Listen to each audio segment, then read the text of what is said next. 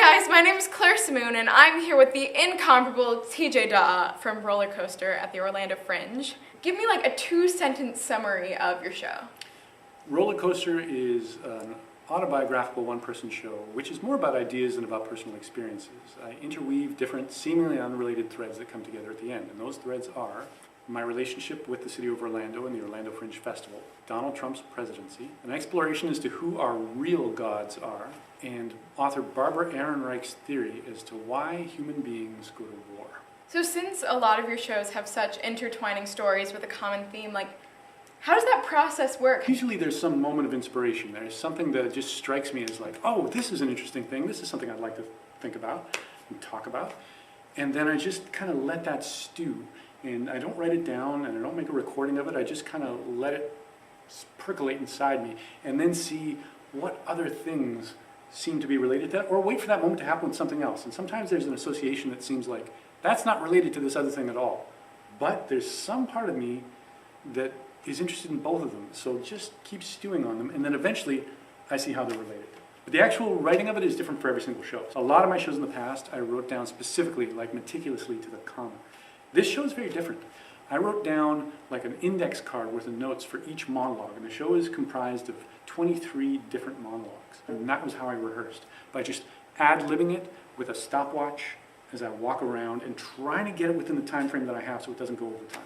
So one of the themes of the show is that fandoms are religions, and I am a big fandom person. Do you think that fandoms being religious is a good thing? Do you think it's a kind of return to like the old times where religion dominated everything?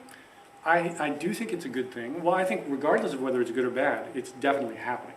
It's definitely a part of just what's out there in American culture and world culture.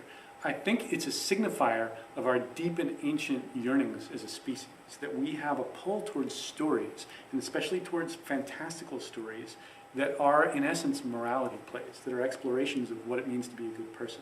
I think it is a good thing in that very few people believe that the characters of Harry Potter literally exist or ever existed, or the characters of Star Wars, or things like that. And very few people go to war over these things. They might have arguments on Twitter or on YouTube about these things, but very few people actually murder someone. I think they have just much more of a cognizance of these are made-up stories, these are stories that I love, that make me feel alive, that help connect me to other people, and that can inspire me to be a better person. But these are things that are part of my life. They do not define who I am. So do you think that in the future people will dig up all of these fandom things and believe it was true? If civilization collapses, I mean, it's not a guarantee that they will, but let's say it does, they might conclude that we thought that they were real, but they themselves probably won't think that they were real. Now, if civilization doesn't collapse, if by some chance we manage to work this out and then continue to develop, and maybe people 2,000 years from now, if there's continued fandom for Harry Potter for 2,000 consistent years, enough time will pass that maybe people will come to believe that he was a real person. Do you think that might have been what happened with some of the religions we have today?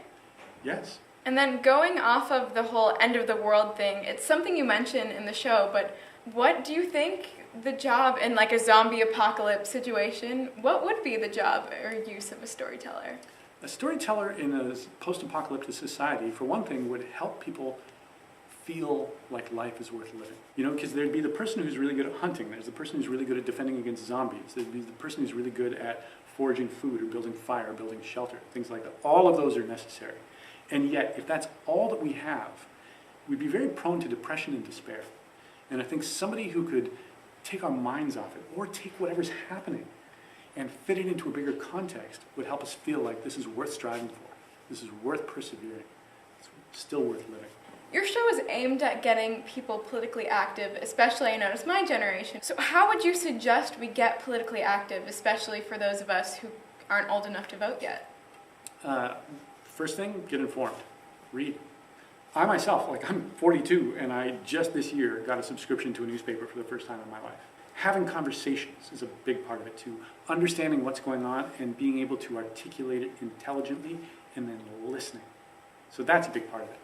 knowing what's happening out there and understanding, even if I'm not old enough to vote, I'm part of this country, I have a stake in this country, I can think of myself as somebody who has an active role in the running of this country. When I was young, my parents listened to news talk radio constantly, and not news talk, or not right wing, just boring, this is what's happening news talk, and I hated it. I didn't want to have anything to do with politics. I didn't want to ever read a newspaper or watch the news or have anything to do with that.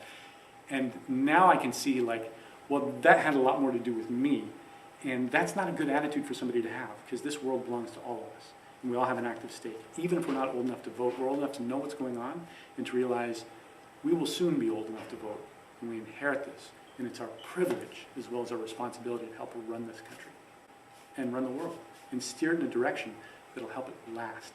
Because without good people doing that, it might not, which terrifies me and should be a concern for everyone, because we want to be around for as long as we can so that we can keep telling more stories about Harry Potter and the Disney characters and the Star Wars characters and connecting, whether it's through fandom or through political action or anything we can, and helping each other feel alive.